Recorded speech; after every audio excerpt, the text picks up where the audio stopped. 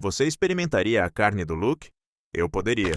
For dinner, I brought along some moose ribs. These are just 2 ribs from the moose I shot this fall. Got some garlic, salt, and pepper. We want to cook these on a low heat very slowly. And we're gonna just let that sit for a couple hours. Oh, I can smell the moose. It's cooking a little too fast. All right, let's check out this moose. Oh yeah. Oh, that's actually pretty soft. Look at that beautiful piece of moose meat. Oh, that's so good. Got some barbecue sauce here.